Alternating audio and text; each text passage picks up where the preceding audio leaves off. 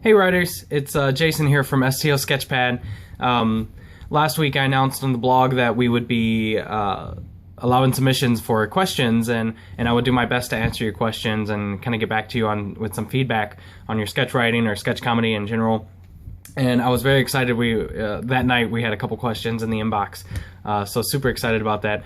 And the first one I got was from a female reader of the blog, and she asked, she said, a lot of ideas come to her mind, and she doesn't even get a lot of them on paper because she ultimately decides that her writing sucks. So I guess what's the point? And this is a very common problem. As writers and creative people, we think, oh, our issues are only our issues. But, a lot of people deal with the same things throughout the creative process. And it doesn't matter if you're a writer or an artist, whatever you do, you have these struggles. And that's one of the reasons I decided to make this series. And I wanted to point out a few things in this regard. When you judge your own materials, we are definitely our own worst enemies, right?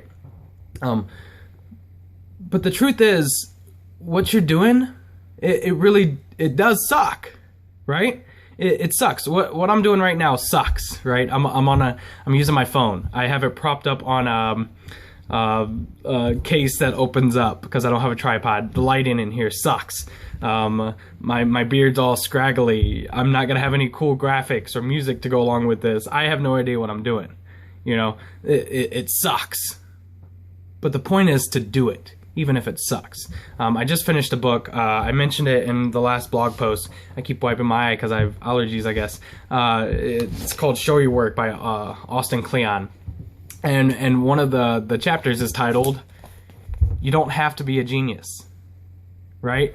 And it kind of goes on to explain, it's not about, we so often in society we look at people like Mozart or Beethoven and we think, God, I wish I was, born with that kind of talent. And we don't realize that these people worked very hard and they were taught at a very young age, the scales and how to be creative. And they had fathers who were, super creative.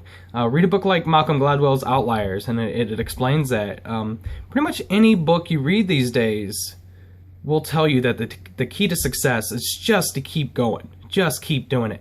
Even if it sucks, keep doing it.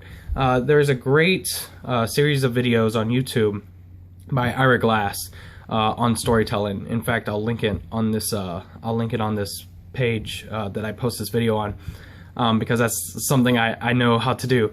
And he talks about. He says, your taste is killer. The reason you got involved in this art form, whether it's writing, whether it's drawing, whether it's storytelling, whatever it is, improvising, whatever it is because you saw something, you were inspired by something, you enjoyed, something, and that's what ultimately drove you to be interested in doing it. So your taste is killer, but everything you produce is awful for a while. It takes years, it takes months, it takes doing the process over and over and over again to get to a point where you're actually creating something that you're gonna look at and say, you know what, that's as good as things I've seen in the past. But you have to get to that point. You just have to barrel through that stuff. And he does a lot better job than I'll ever do, explaining that concept.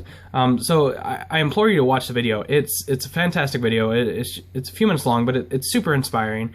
And reading books like Show Your Work or Steal Like an Artist by Austin Kleon, just do things out of the joy of doing them.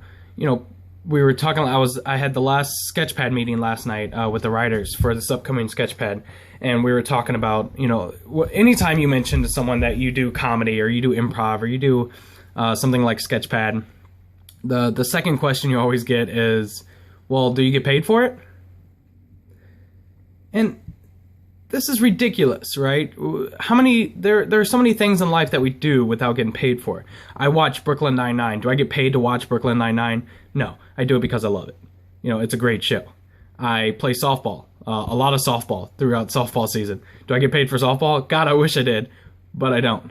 And guess what? I suck at softball. But who cares? I love softball, so I do it. You don't have to get paid for something to enjoy doing it. In fact, I mean, studies show that once you do start getting paid for something, the love of it actually kind of goes away. So it's probably best that you don't get paid for it. So you can't let yourself get wrapped up in, you know, how good is this thing that I'm doing? How will I make this a living? You're probably not going to make it a living. You could. It would take a lot of hard work and lots of struggles and lots of going through the dirty, nasty, stinky process over and over again. And if you're willing to do that, there are payouts to doing it. However, don't do things because you are afraid that others are going to judge it and decide that somehow through that you're an awful person, or you don't know anything, or you're not. Why are you wasting your time writing? You should be sitting at home on a couch like the rest of them do. You know, it's nothing but negative, and it's destructive. And one of my favorite sayings is that you can't judge brainstorming, right? Brainstorming it should be a free flow from your mind. And writing should be the same thing. I write down every idea I have. I keep a little note on my phone of, you know, sketch ideas. I keep other creative ideas, SketchPAD ideas, blog ideas. And a lot of them, you know, even if I don't visit them, at least I have that idea. I don't want this idea that I've been given as a gift, right? It's like lightning hits, right? It's like a gift from the gods. And when we just release it back out into the air, it's almost like we're shitting on it, right? We don't care. And eventually the ideas will stop when you don't care. And I don't ever want the ideas to stop, even if they drive me to a point of insanity, or I have so many ideas that I need to live multiple lifetimes to fulfill them all. You know, I don't want that to stop. So I want to honor that idea by writing it down, by someday visiting a blog idea and actually trying to write it myself. And it doesn't matter. It doesn't matter if the world accepts it or not. It's my own voice. It's my thoughts. It's my way of being creative and just enjoying life. You know, you can choose what you want to include in your life. You can sit on a couch all day. You can go play softball. You can you know, run outside. You can write sketch comedy. This is the day and age where you can do literally whatever you want. You can make a video, post it on YouTube, post it on a free WordPress blog, release it to the world. 2 people might watch it, but guess what? It's your thing. You just created that. It is the creative process coming from you. And that's as valuable as money. That's you choose what to include in your life. And for me, I may never make a dime off of SketchPAD. I may never, you know, make a dime off of sketch comedy. I don't know if I'll ever be a sketch comedy writer. But I do know that for my life, what's more fulfilling is that sketch comedy is a part of my life. And I choose to have that.